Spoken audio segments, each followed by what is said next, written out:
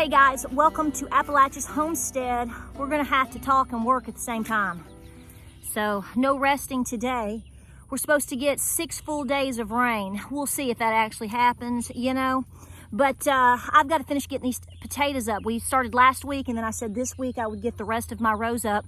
So right now I am bringing up the rest of my, I guess it's the German butterballs, and then I guess I have russets.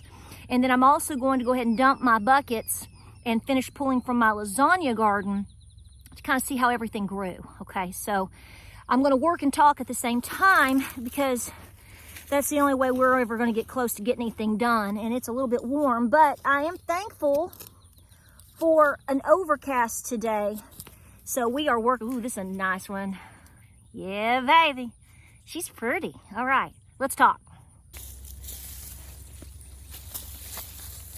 So we're trying out some new potatoes this year. I always grow Yukon Golds and the Pontiac Reds, red potato. And ooh, looky here. And a friend of mine suggested these, so I went with them because they were available last year as seed potatoes. So I got them early. I want to encourage you that if you're looking for seed potatoes, a lot of companies will start selling them online late fall. Like, I think I ordered these in either November or December, okay? Put in my order, paid for them. I didn't have the seed potatoes shipped, however, until March. So I, just kept an eye on that, and I knew that. But you definitely, last year was quite a bit of competition for some good seed potatoes. So anyway, so we're just jamming away here, but I want to talk to you about something, and I don't know how this is going to come across. I've made videos like this before. And, you just have to be who you are and tell what you think. And if it blesses you and it blesses somebody, well, then so be it.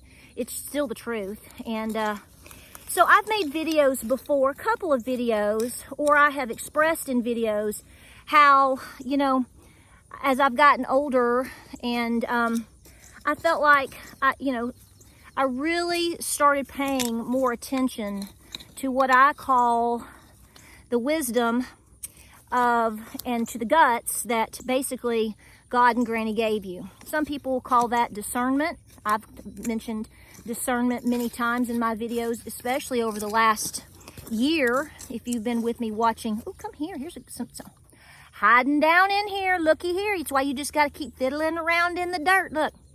And I had a situation that was interesting about a month ago, and I didn't say anything on a video because I didn't have any footage of it, and it kind of bothered me for a day or two. Thought about it because it struck me so funny. But here's the story. So I'm just going to tell the story, and I'll let you pull from it what you think. I'll tell what I think. So it was around the last week of May. So it's been a little over a month ago.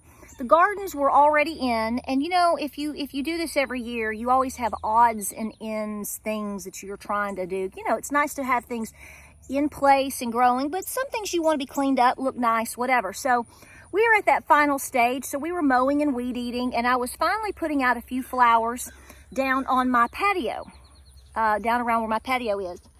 And I was putting in my marigolds and, planting some marigolds and a few zinnias, some really pretty zinnias I bought.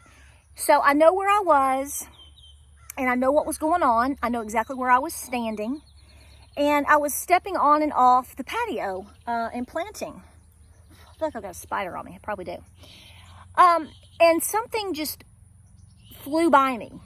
You know what I'm saying? Like if a bird flies past you really fast, like a hummingbird. I thought it was a hummingbird. So, when it was a hummingbird, the size, and it zooms right by, and it is what it is. And it will go land somewhere, and you can identify the creature, right? So, well, I noticed this thing kind of plopped over into the grass, probably about 6 feet off of to the left of my patio. So I thought, what in the world? So I walked over, and it was a grasshopper. Now, before I start to talk about this, I know you're sitting here going, what in the dickens is she talking about, a grasshopper? What? yes, I realize, folks, I've seen a grasshopper before in my life.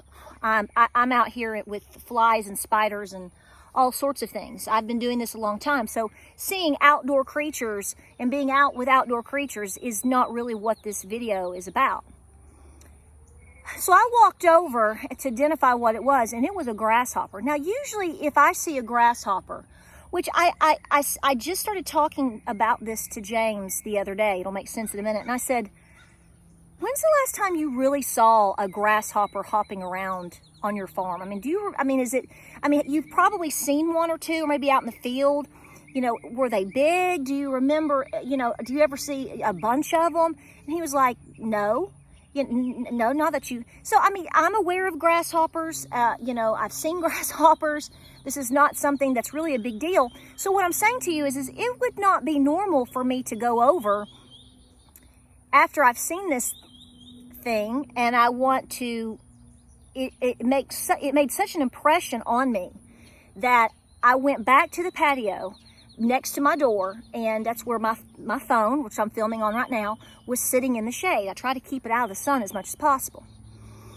And I got it, and I walked over because I wanted to capture this creature. Not because of its size, not because that it was a grasshopper, but because its presence. I cannot describe to you, other than how I'm going to attempt to, the presence of this grasshopper. Let me move over here because it is hot, okay? And my phone was getting hot. So,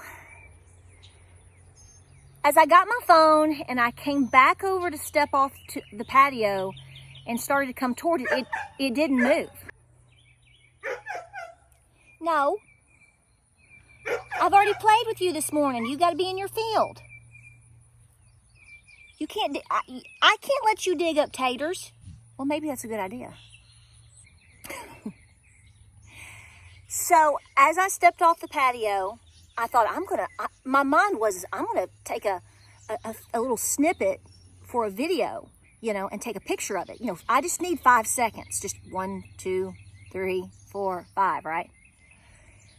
And it was as still as can be. It hadn't moved. It wouldn't budge. It let me get all the way down to it, right? Wasn't spooked. And the thing is as soon as I started to hit the button, it flew off.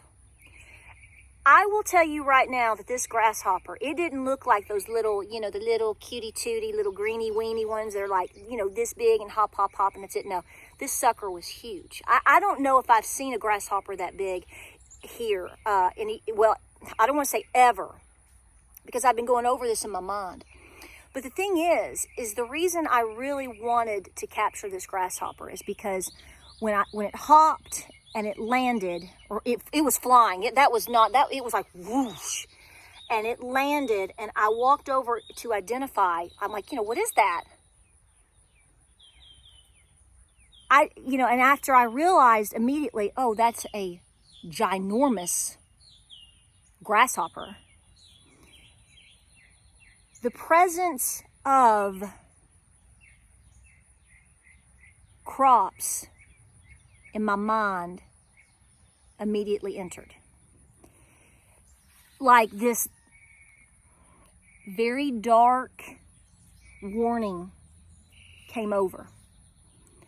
And when these moments happen, you question yourself, like, are you how you try to talk yourself out of, I don't know how to explain this. It's like your rational mind, if you will. I don't know what, some of you can describe it better than I can. It tries to talk your impression, your sensory system. It tries to like shock you out of making sense of what's going on here. Of saying, calm down. It's just a cricket bug. It's just a grasshopper. Stop it. But I'm telling you, as I sat there, or I stood there, and I was like, this isn't just a grasshopper. This is a warning. This is a message. This is a reminder that things can go wrong really quick. And this is a reminder to keep doing what you're doing. So that's why I wanted to capture it. I mean, I wanted to capture it because, frankly, I couldn't believe how big this thing was. And it was like dark, it was like brownish, and the green was underneath. It was a grasshopper. But it flew away, and, you know, I was like, dang it. You know, it's one of those moments, dang it. And then I kept thinking about it and kept thinking about it. And then so I went back to working, and the next day I thought about it again because I thought, am I going to see another one? I haven't seen a grasshopper at all. So this was a one-time fluke, strange moment. But the presence of that grasshopper, I felt, and I still feel now for sure, was a warning of things to come. And I felt like was a reminder how things can roll and a push to keep doing what I'm doing. So I actually even debated talking about this over the last couple of weeks in a video, like calling it the warning from a grasshopper. But, you know, other videos have come up, things have come up, we're doing other things, and I didn't have a picture of it, and how would you ever believe me? Why should you? You know, whatever. Well, then the other day, 2 of you sent me the article about, I guess they're called the Mormon crickets. They're actually the grasshoppers that are just ravaging all the crops right now in Oregon. And I have to tell you that I was so, I don't want to say emotional, but in awestruck of that. Not that these things don't happen all the time and haven't historically happened, so don't. But I sent it to James, and he was like, why are you sending this to me? What's going on? And I said, did I tell you about the grasshopper? I said, because I know I thought about it after it happened. I know that you know, he was like, he just kept listening. And I told him, I said, you know, I looked at him when he got home, we were talking about it, and I said, am I crazy? And he was like, no. He said, were you crazy when you heard the voice for us to move before COVID hit? Were you crazy when you felt like you were being told that day that we needed to get out of debt, and we made the decision to do that, and then a year later the world fell out from underneath us, and we made it because we were obedient? He said, so were you crazy all those other times too? So the point that I'm making here is I really want you all to trust warnings that are around you. I know in terms of things being like this, a lot of people don't like to share them because, well, if somebody else is going to say you're crazy, right? Which we're crazy for all the things that we do anyway, so who cares? But, you know, and I'm not saying that, you know, this tree right here, you know, this this persimmon tree is not talking to me right now. But I am telling you, if you had that moment with that grasshopper, I think that you would have been moved. I think that you would have been reminded. I think that you would have felt that God was absolutely telling you that things are happening. Things are going to continue to happen. And that you need to take a different route and get this big old ant off of you. And, you know, become and be as self-reliant as possible. The world is going to push against us, folks. It is written that it will. And I have to remind myself of that constantly because we still want to, you know, we that are really, truly trying to get back to our roots and trust what God is telling us to do. At times, I think we can have, you know, we sit and we wonder, why is everyone not doing what we're doing? Or why is everyone else not seeing what we're seeing? And we know in our minds that we can't change it. We can just keep living and doing and saying what we are. But there are warnings and there are reminders and there are what I would call cheerleader moments from God to continue to say you're on the right track. And I took that grasshopper as all of those moments. It's like all of this happened in probably less than 30 seconds to him. I mean, it was very, very quick. But that's all that it takes. And these signs are there and these warnings are there. It's just whether or not we are in tune enough to understand them and to accept them. And not only that, beyond that, which is the step that I'm taking right now, is to not be embarrassed to talk about it. I haven't been, I've talked about things like this for a long time. Not in every video and not often. Things are personal, but I don't think I would have sold my house and been able to get back down to where I'm from and to be able to do the things that I'm doing right now, which is where I need to be, had I not listened to what I felt God was saying to me that day. The day we put, the gentleman came to help us at our farm, and we put the steer, and I turned around and I could see that my little house up, and it was beautiful. And I heard God, a voice, I heard it say, it's time to move. And, later that evening, I said it to James, and he looked at me and he said, well, then let's do it. Let's do it. And that was on a Saturday evening. And do you know, by Tuesday, I found where I am right now? All documented on videos here. So guys, keep doing what you're doing. I hope you find this encouraging. I appreciate you letting me sit in the shade for a few minutes and talk to you. I've got to get back to those butterballs. And don't stop.